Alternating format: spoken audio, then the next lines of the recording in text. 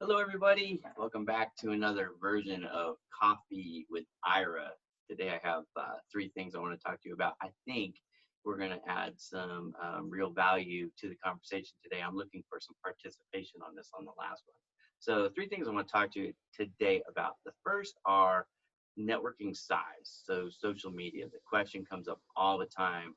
Um, should I connect with people I don't know, or who are from other industries or perhaps from other regions of the world? Or should I stay, for quality's sake? I hear this all the time. I only want quality connections. I don't want quantity. I want quality so that when I put out a post, the people I really want to see it. So we'll talk about that, and I'll let you know my thoughts and my experiences. And then the second thing I want to talk to you about is this idea of influencers and job seekers and how they're using tags and hashtags to try to get attention or something else. There seems to be two sides of the argument there. The people that say they really shouldn't do it, it's making a mockery of the system. And then there's those who are on the other side who go, hey, the more they do it, the more people see it, the better chance they have of getting hired. So I'm going to talk about that. And then the third thing I'm going to talk about, because I'm an outside sales rep, how I make my living. I know most of you don't like salespeople, but I'm a salesperson. It's what I do for a living. It's what I've done for 20 years. It's how I feed my family. And I've noticed something that's changed dramatically here in the Bay Area, at least. In the last couple of years since I've been back, I've noticed it. It wasn't like this, and now it is, and that's where it's almost impossible to get people to talk to you. I've tried a variety of methods. I've tried, in-person cold calls, phone calls, emails, networking events, and so forth, and I'm just having trouble getting people to talk to me. I'm going to talk about the two typical responses that I get, and then I'm going to ask for some feedback if you're in sales, what you're doing to maybe get better results, or if you're not in sales, I'd love to get some feedback from you on ideas of things that I might be able to do that could work if salespeople are approaching you in this way. How is it that they are getting through and successfully talking to you? So we're going to talk about all those three things. Okay, so first, let's go back to the first one, network size. Now, many of you may or may not have been following me for more than a year. Likely, most of you haven't. It's funny, I got a comment on one of my posts the other day from Gary Vaccarelli. Gary is someone that I actually went to college with. My wife went to high school with. I've known him for exactly half of my life. And Gary's getting older. I teased him. I said, Gary, you're getting older, man. But anyways, most of you I have not, because I was on LinkedIn for 9 years and I had 1,520 connections. Now, I had moved. I started in California. I moved to I went to Ohio. I came back to California. I moved to Vegas. I moved to Texas, and now I'm back to California. So I've been around. And because I had been in different pockets, I actually had some LinkedIn connections from each of those areas, mostly from California, Nevada, and Texas, but some from Ohio. Not as much because I wasn't using LinkedIn back then when I lived there. So anyways, so those three areas, mainly I had pockets of people, maybe 500 each, basically, right? So as many of you know, I talked to Mike O'Connor, SPN. He kind of challenged me and said, hey, do you know how the second, third level connection thing works? And I really didn't. He explained it to me. I decided I wanted to grow my network, and Project Help You Grow kind of arose from that conversation. Got me thinking that I needed to grow my network anyways. And then so a few weeks later, I started this experiment or project that I call Project Help You Grow. And that's what started. It started as a way for me to create basically a safe incubator for people who wanted to also grow their network, so you didn't have to worry about getting put in LinkedIn jail, because it was a real thing back then. Like if you sent a connection request to somebody and they said, don't know you, it's spam, if that happened too many times, they basically would get locked out of their account and then even kicked off of LinkedIn. And nobody wants that, right? That defeats the purpose of trying to grow your network, getting kicked off. So anyways, I created Project Help You Grow. It was a success. And then through it, as I added more and more people, as my network started to grow, I started to get inundated with people saying, hey, can you help me find a job? That's what I really need. And so kind of the focus of Project Help You Grow, the website has always been job creations.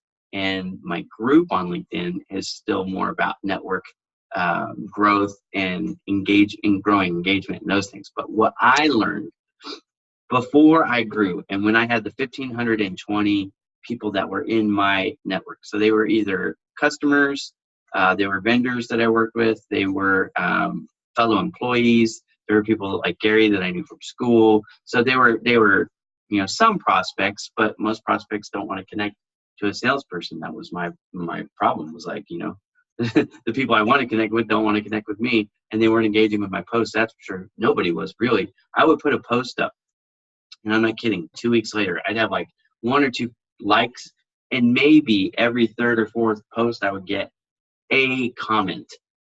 That was it. I didn't post a lot because it didn't do anything for me. It's funny. Most of you guys who talk about quality over quantity, I understand that. That's where I was. But what you don't understand is, as soon as I opened up those gates and I realized that I have 30,000 spots, okay, there's 30,000 spots for you. If you're not using them, you're just wasting your resource. Because as soon as I open that up, now what happens when I make a post, it doesn't really matter what I post about. There's people that are going to like it and comment on it because, there's so many different opinions in the world. You can say anything, and some people are going to like it, some people are going to dislike it, and that's just the reality. But here's one thing that I learned. The more inclusive I was with my network, so ignore title, ignore location, just ignore all of it and open it up to the whole world. I was getting a lot more fun things in my feed that I was seeing, but also I had more people engaging in my posts longer. So now, because I pretty much have people from everywhere, I have people from all over the world, Australia, Asia, Europe, Africa, the Middle East, South America, the United States, of course, and then Canada and Mexico too. I pretty much have the whole world. So what happens is when I sleep, which is not very often, but when I sleep, my posts still live on. Posts are like a volleyball or a beach ball, if you will. You put it out into the air with the initial post, and then what happens to it from there, it depends on how people engage with it. So by opening it up, I had more people engaging with my posts and continually engaging with my posts, and it allows more people to see it. Now, you might be thinking, well, yeah, but your target is still not seeing it, but that's where you're wrong, because here's why. The people who see that I'm a print salesman in the Bay Area and don't want to connect with me now have people that are second and third level to me, but are connected to them because they engage with my post. My prospects see it. More of them see it anyways. And I've actually had people connect with me that I've been trying to connect with for a long time that connect with me because, they've seen that, oh, you do other things other than just try to send us spam emails, which I don't ever try to do. But you know what I mean? That's the thought, is like, if I connect with a salesperson, they're just going to try and beat me to death with some silly message that I don't really want to see. And that's not the case, but they see more of my posts. The other thing is, when someone on LinkedIn, for the most part, when you see somebody on LinkedIn who sends you a connection request, you're going to look at them a little bit. You're going to look to see, okay, what do they do? Where are they from? How many connections do they have? It's a piece of the equation that people consider before they consider accept or reject. Now, when I had 1,520 and they saw that I was an account manager and I was from San Francisco, they were not as inclined to agree to the connection blindly as they are now, because they say, oh, wow, this guy has 30,000 connections. And trust me, I'm not trying to big time anybody. I'm nothing different today than I was a year ago before I grew my network, okay? So I'm not trying to say that at all. I'm just saying that some people do consider that it's a piece of the equation. And if you have it, you get to take the advantage of it. And if you don't have it, you don't. So there's that. So what am I trying to say? Here's what I'm trying to say. If you're trying to tell me that your quality network is better than my network because you've met everybody in yours, I'm saying you've never had the opposite. I've had both. I've seen both. You can disagree with me if you want. You're just disagreeing with me because you're stubborn. I'm telling you that my posts about printing get way more engagement than they ever did. I put a post up earlier today. It was about, 5 hours, 6 hours ago. And it's been seen over 1,000 times. And you might say, well, big whoop, it's been seen 1,000 times. How many pieces of business have you got from it? The answer is, I have no idea. But I'll tell you this, it's about 995 more people than would have seen it if I had posted it a year ago. And I would have had no chance of anybody giving me any business from it. So that's just, you take it for whatever it's worth. The second thing that I want to talk to you about, job seekers. Job seekers who tag influencers a lot of times aren't doing it expecting to get a job, right? They're not sharing their CV thinking, oh, I'm going to tag whoever, you fill in the blank name, because I'm not trying to bash on anybody here. Most of them, and I know because I talk to them, are not expecting somebody to hire them just because they did that. Here's what they want. Here's what they hope for. They hope that because they tag these guys, that they will give them a like, which a lot of them have promised, if you tag me, they will do it. And they do as much as they can, right? So if you drop a hashtag, you drop a smart tag, you tag them in the post, and then what happens is, because they have maybe 1,000 people or 500 connections, or some of them don't even have 100, but they get a large person with a larger network, even like myself, to come in and like it or comment on it. And now what happens is more people see it. The more people see it, the better chance they've got of that extra exposure. And you might have a coach, or you might have a recruiter, or you might have an HR person who isn't necessarily going to hire them, but maybe can give them some help. Somebody could help them dress up their resume, or dress up their profile, or give them, free assistance like Project Help You Grow, right? And that does help. So try not to rain on their parade. Try not to assume that they're being lazy. A lot of these guys are working hard. Now, some of them are sloppy, and some of them do expect it to be magic, and it's not. I totally understand that side of the thought process. Like, look, if you don't have a job, your job is to find a job, and you've got to work at it. You've got to work to set a strategy. You've got to work to understand the industry. You've got to do research. Oh my goodness, it's a lot. And that's what I try to help people with personally in the project on the website, right? I've got the blogs, I've got the podcasts. I bring in guests that I interview and try to stay up to date on, the trends and what's happening in the job search market and different verticals and different areas. Obviously, it's a little bit different. And then there's this whole ATS thing, which most people just don't seem to understand, but there's actually good things about it too that people don't understand. So, you can demonize pretty much anything if you really want to, but really on this side, there's two sides of the coin. There's the, hey, we should tag the influencers, and I can't understand why anybody would ever want to tag an influencer. Look, I'm going to tell you, tagging people with larger networks can help you as long as you do it correctly. There's a right way and a wrong way. The wrong way is to just throw up your resume, tag somebody really large, let's say who's got 1 million or 2 million followers, and think, oh, okay, I'm done because I did this magic thing. Now I'm going to get hired. That obviously is not how it works. Sorry, I forgot to turn my phone on silent. But here is how it could work. They could tag somebody with 1 million people. Someone like me who interacts with somebody like that can see it. I can like it. I can share it. I can reach out to them and give them some help. I can comment and bring in more people that I know. And I just did this the other day for a veteran. He said he's going to be transitioning from the military to the private sector. And his network's not terribly small, but it's not humongous.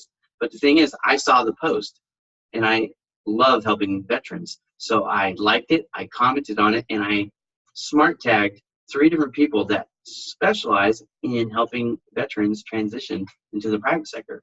And I got them some help. I didn't get them a job. It wasn't a magic pill. They still got work to do. They still have work to do.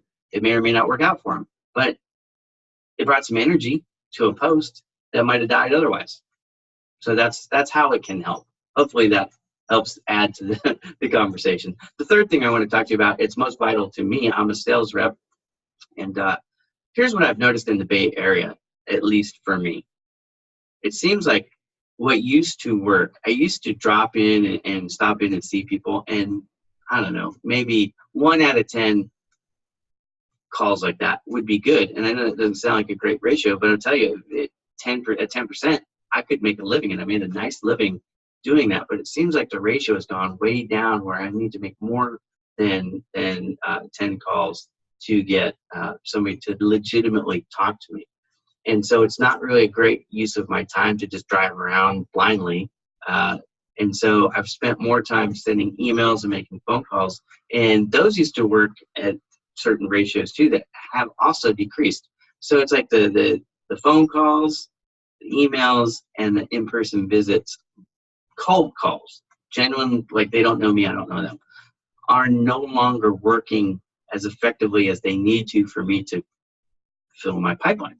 So if you're in sales and you're somewhere, especially if you're in the Bay Area, and you're doing something that isn't a phone call, email, or a drop-in, or if you are being successful at that and you wouldn't mind having a call with me on the side, I would love to talk to you about what you're doing, how you're doing it, and see if I can incorporate it. I mean, the odds are we're not competing. I sell print equipment in the Bay Area. Even if you're selling print equipment in Las Vegas or, you know, on the East Coast or whatever, and it's working for you, I would love the help. But also, if you are not in sales and people are calling on you and there's some type of activity, I don't know what it is, but that works, that you go, hey, you know what? When a salesperson I don't know contacts me in this certain way, I'm receptive to it. If you could put that in the comments, maybe I could talk to you too and see. I'm legitimately trying to figure out how to be better at my job. And my hope is that somebody watching this might be able to help. And then if you're in sales, maybe you're struggling with this too. Maybe it'll help you as well. And I certainly don't mind sharing. To me, that's part of the benefit of social media is I've got a bigger brain trust that I could plug into, and I'm hoping that that's what I'm doing here today. Anyways, I hope this cup of coffee was good. I hope it was worth your time. It certainly seemed to help me as a therapy, if nothing else. If you have something to add to the conversation, please drop it in the comments below. If you're not following me on YouTube, or we're not connected on LinkedIn or Facebook or Twitter or Pinterest or Service Professionals Network, any of the channels that I'm on, please look me up and contact me. I'd be happy to connect with you.